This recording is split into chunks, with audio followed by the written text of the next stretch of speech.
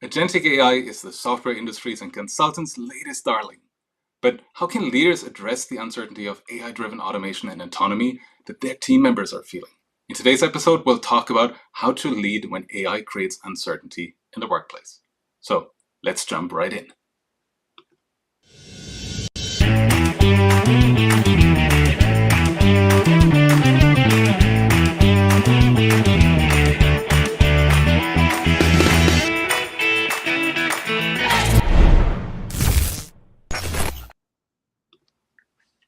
Welcome to What's the Buzz, where leaders share how they have turned hype into outcome. Today we'll talk about how to lead when AI creates uncertainty in the workplace.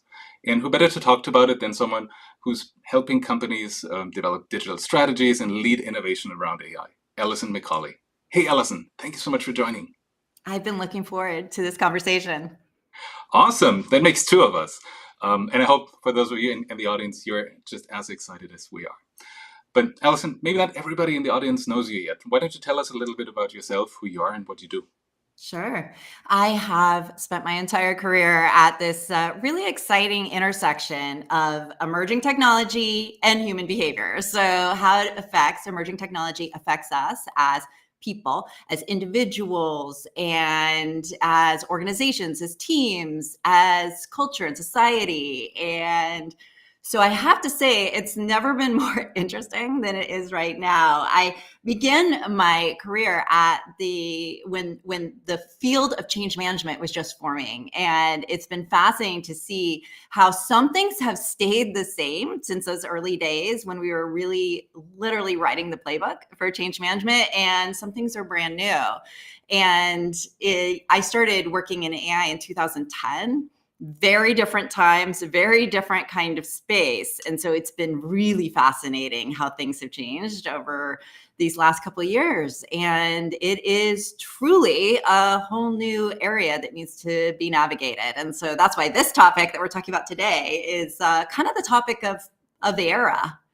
Wonderful. I couldn't agree more, right? There's so much talk about tech and bringing it to the business, but at the end of the day, hey, there's still people there that need to adopt it, they need to get comfortable with it, that also need to help other people manage that change and lead through it when, probably very few of us have the answer of what does it mean, where are we going? So I'm looking forward to digging a little deeper there and learning from you and from your insights. Wonderful. Yeah. Folks, if you're just joining the stream, drop a comment in the chat where you're joining us from. I'm always curious to see how global our audience is. And also don't forget to pick up your copy of the AI Leadership Handbook so you can learn how to turn technology hype into business outcomes. So with that out of the way, why don't we play a little game to kick things off? What do you say? A little improv, maybe? A little improv, exactly. So when I hit the buzzer, the wheels will start spinning and you'll see a sentence. I'd like for you to answer with the first thing that comes to mind and why in your own words. To make it a little more interesting, you only have 60 seconds for your answer. For those of you watching us live, please drop your answer and why in the chat as well. Alison, are you ready for What's the Buzz? Let's do it. Okay, let's see. Here we go. If AI were a color, what would it be and why? Wow. Okay. So there's some colors that are yet to be discovered, and we hear about these occasionally. And I have a feeling that AI is a color that we haven't quite seen yet. It's forming. And, I love it. So I think we can't turn, I think, to what we already know. I think it's going to be something that is new that we all discover. So wonderful. I like that. When I ask my children, what's your favorite color? The answer I've recently been getting is rainbow. All the colors of the rainbow. I love that. So definitely there's a lot to be discovered, right? And almost like a chameleon, I feel like the colors can change very quickly as well as things evolve and adapt. Yeah, and these analogies actually are really apt because AI is adapting and changing so quickly, and there's so much to be discovered that we're all discovering together because this new acceleration is so new. So, this newness and this newness factor also creates a lot of uncertainty and a lot of changes. We've seen in the last couple of weeks a lot of coverage about how recruiting for entry-level jobs is slowing down because of AI-driven automation. Companies are looking to do more with AI, more entry-level tasks, things that are a little more complex than if this happens, then do that. Great, yes, AI can do that. AI can also help professionals and senior experts on more complex tasks. So we'll likely see this trend going up the hierarchy, if you will, or seniority levels of what AI can do. And that also creates a good amount of uncertainty and fear about jobs. Not just, hey, I just graduated, will I find a job? Those are some of the conversations that I'm having with students where I teach as an adjunct, but also more senior professionals, right? What are you seeing when you talk to leaders in organizations about these topics, what AI means for jobs, for organizations? What are people saying? Yeah. Well, there's a big disconnect between what is possible and um, what has been newly unlocked with AI and where organizations are right now. So when I talk to different organizations, I travel around the world giving talks and workshops. There's a range of where people are. If I may, Andreas, be very direct. I'm sure your viewers are okay with that. I just want to be really direct that every job is going to change. Every job. So CEO jobs are going to change. Middle management jobs are going to change. Entry level jobs are going to change. And we haven't quite ingested that, and we haven't quite taken that in, and we certainly don't know yet exactly how they will change. Some are going to adjust. Some will adjust to this. Some people will adjust to this. Some organizations will adjust to this. Some teams will adjust to this, and some just won't.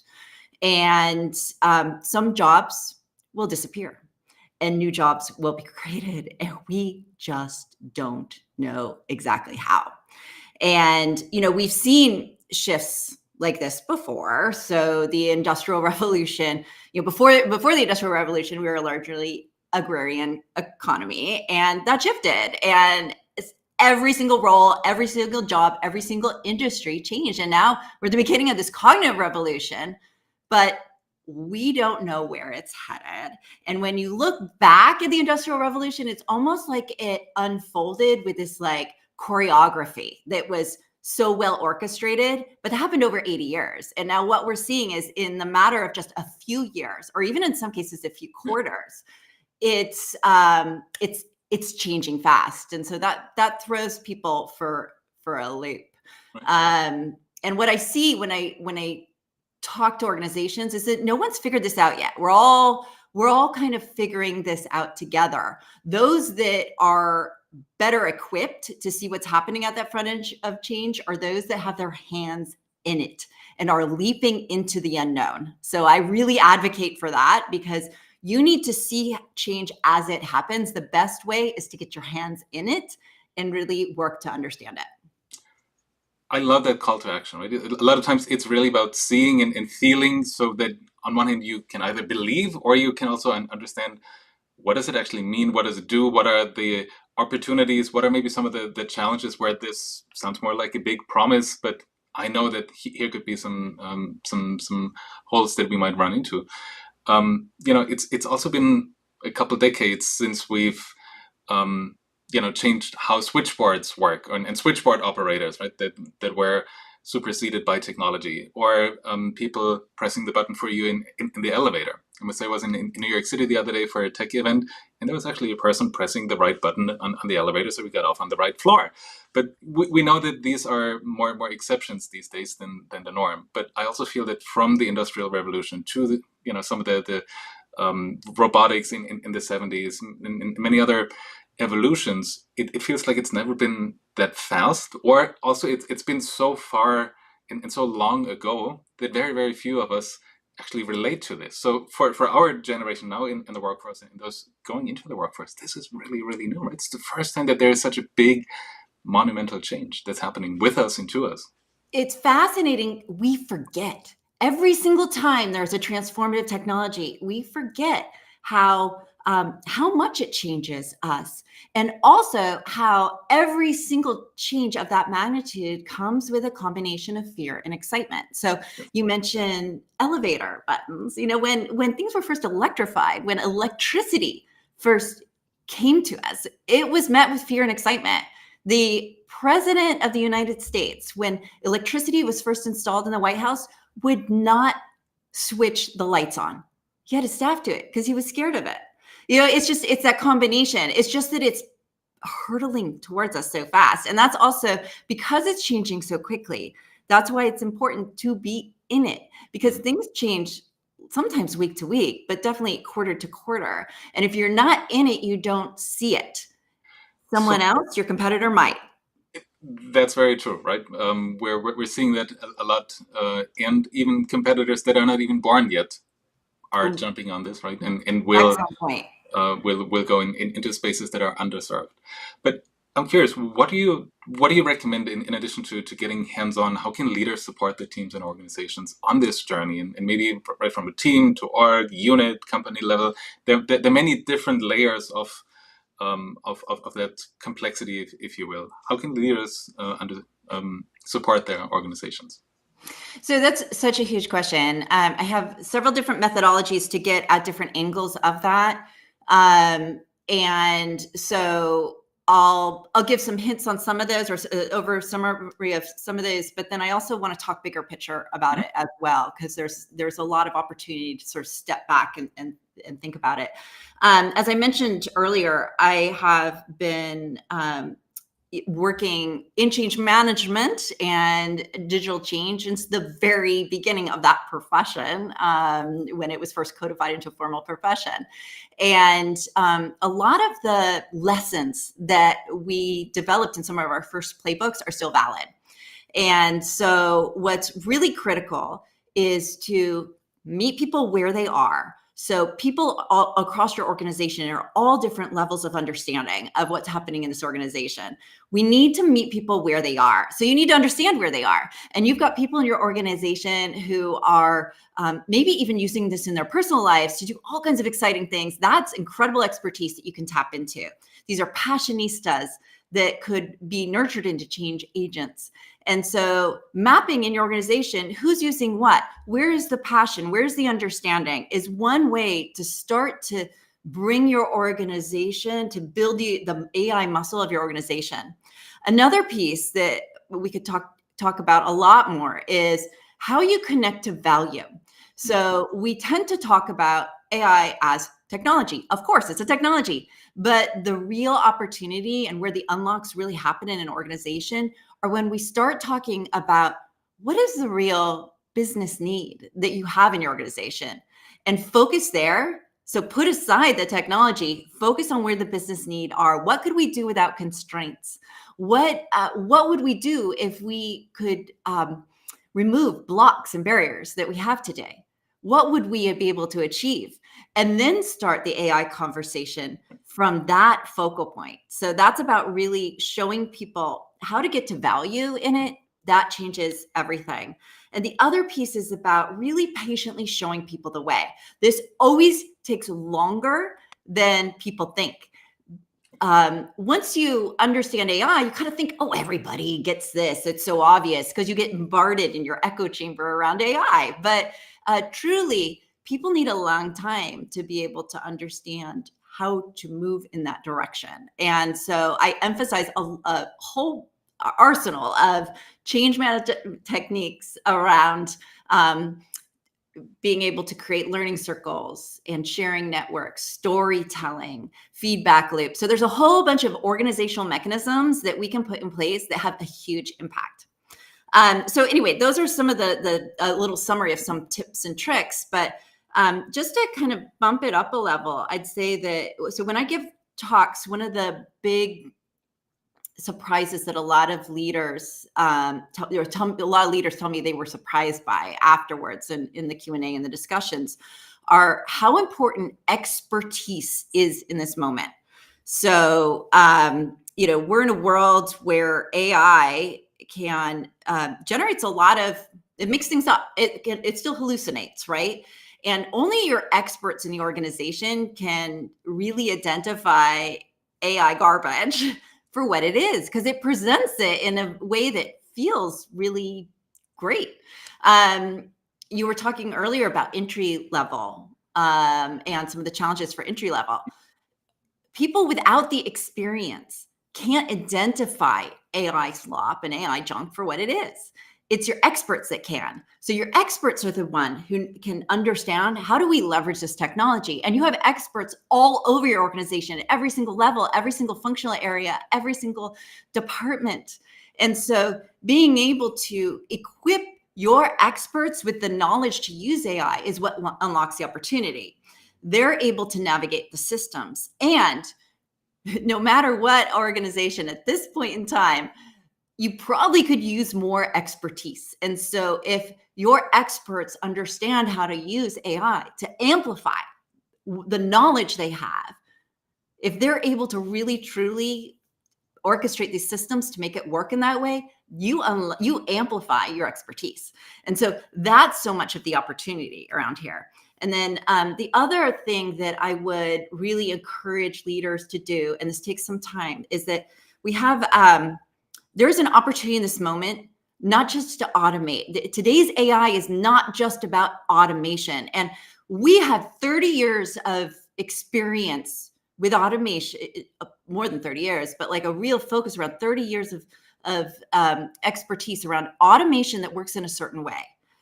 This new AI allows us to do things in a completely different way. So we need to dig into our imagination around reimagine what we can accomplish and what we can achieve as humans in an organization, because we now have these capabilities. And right now there's a real deficit of imagination. We're not tapping into that. We're in reactive mode. We're not in this space where we're really understanding, how could we go next level? What new products and services can we introduce? What new industries can we create?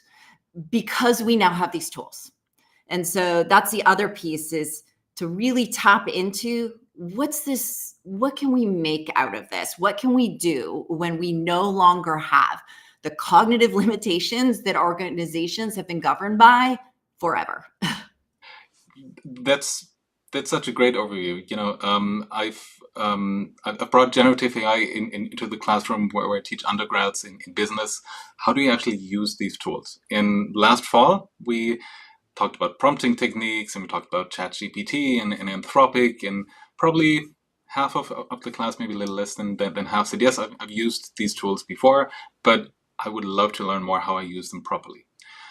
So this spring, 95% of students in the class raised their hand when I asked who's used it before. And they said, well, can we move on, not talk so much about prompting techniques, and what else can I do with it?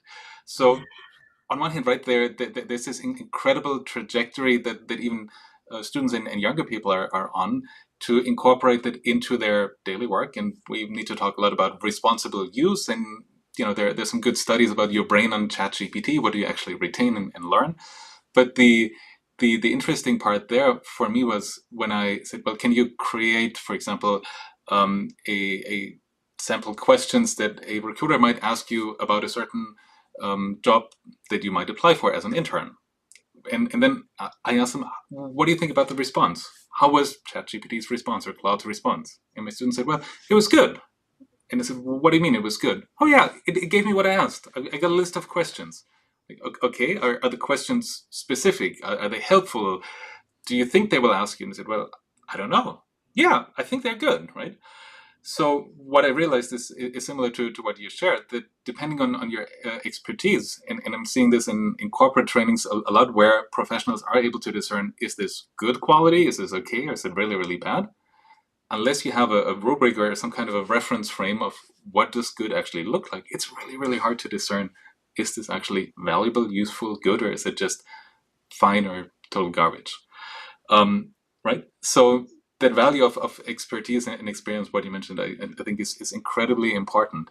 And to me, that's a stark contrast with this push that we're seeing from some companies and some leaders as well. We want to be AI first. We want to lead with AI.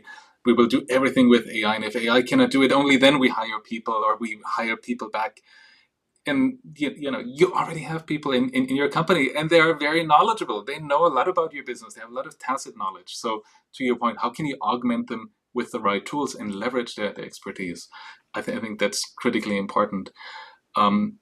And I also feel, a lot of times we talk so much about leadership, but sometimes it on one hand loses the meaning, or sometimes, we also know that there are great leaders and there are leaders that are not as good as they could be. So specifically looking for team members that might need a little more help or that are on the leading edge of things, how do you bring them in, right? I feel from a leadership point of view, that changes the game for you of how you need to assess and decide again, who should I nurture a little more and give a little more guidance? How can team members collaborate with each other? Again, who's more leading, who can bring some information back to the team? So a lot of the soft skills and soft factors, I feel, and interpersonal factors play a lot bigger role when we bring Totally. technology in, right? So. And you know what the sort of the pro move here that's like so easy that anyone can do is, and you mentioned it with the students, is learning how to use AI as a thought partner. So it's the use case that can help anybody with any challenges that they have. And so even the one that you outlined for leaders, where do I start? How do I understand how to activate different members of my team around it? So if you learn how to use AI as a thought partner, as and you're really interacting with AI as if it is a credible peer or expert in different areas, and you're using it to push your thinking and you're continuing to evolve that, you can unlock all kinds of new levels of your own brain and expertise. You mentioned the studies that we're seeing where AI in some studies has shown that it can basically dumb you down, but there's a juncture here. AI can make you dumber or it can make you smarter. It's all about how you use it. So I had an interesting example with students. What I tell them to do when they're interviewing for jobs is go out and upload some information, the job description, your resume, upload to AI, ask it to ask you develop a bunch of hard questions to ask you, then record yourself using AI, record yourself giving the answers, and then have AI evaluate that. Do that 3 times. Now see what happens. So it's that thought partnership, and anyone can apply that to anything, and you build AI muscle in the process. I see we're thinking a lot alike. That was one of the exercises that I gave to my students as well. Use it as a sparring partner, Yes. as a coach, as an interview coach, so you develop confidence and you see where are some areas that you can improve upon. And by the way, right, what applies to students and early in career individuals also applies to professionals and leaders alike, looking to stand out in this crowded job market. Yeah, and frankly, all the way up to the CEO Yes. to use this as a thought partner. So I Yeah. have clients that use it to pregame their board presentations. Yeah. It's a fantastic use. Yeah. So, and this one anyone can do today. I think that's one of the beautiful things about it, right? It's right at our fingertips. You don't have to be a trained mathematician or statistician. You don't need to have a PhD to use these tools anymore. They're on your phone. Go ahead, use them. Obviously, use them safely, responsibly. Don't put confidential data in there, all the guardrails and boundaries that we need to set. But it's there. You can use it. You can use it at the dinner table if you want. Please do that. There's a flip side to this.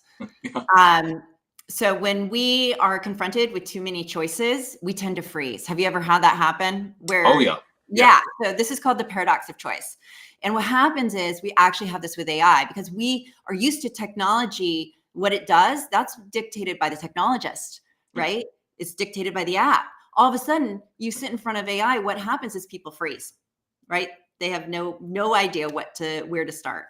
And so that's part of the challenge is how do we know what to engage? How do we know where to start? And so that's one of the first things to do is really focus in on where it's going to make a difference for you. I love how practical your suggestions have been so far throughout our conversation. I don't want to take us into a negative rabbit hole, but I'm looking for some additional practical thoughts from you as well, because I know a lot of leaders are also concerned about what AI or agentic AI means for their jobs, right? Will I eventually have a smaller span of control? Are we not going to backfill roles with humans? Am I going to have a lower personnel budget, but a larger technology budget and OPEX budget to spend on technology? And again, what does it mean, right? When a lot of times I feel, especially in large organizations, influence and status so much depends on how many people do you manage and do you lead? Do you have 5, 50, 500, 5,000? How do you feel that the leaders can prepare themselves right now? You already gave some good examples, but what would you say to leaders who are concerned about what does all that AI change mean for me and for my role, whether I'm at first level leadership, mid level, or even senior leadership? I've heard that concern from several different areas about, how do we measure leaders when it's no longer about the number of people they manage, right? That's what our structures Yes. have long done. So that is a fear that's out there. That is a concern. And so what I have observed is that there's a what I've noticed is that people often go into the conversation about AI. They're like, okay, we know we need to learn about it, but they're coming in it even at an executive level with a lot of fear about truly what does it mean to me. That the emphasis on expertise and the importance of expertise is a bit of an unlock, because all of a sudden people understand that we can we need our expertise. Yes. The expertise across my teams we still need. The other piece is when you get hands-on, and I have a workshop methodology that I've used that has worked really well to help leaders go from skepticism to actually a path forward to navigate the use case, a perspective on the use cases that are really going to make a difference in their business and how to make those first steps in just a few hours.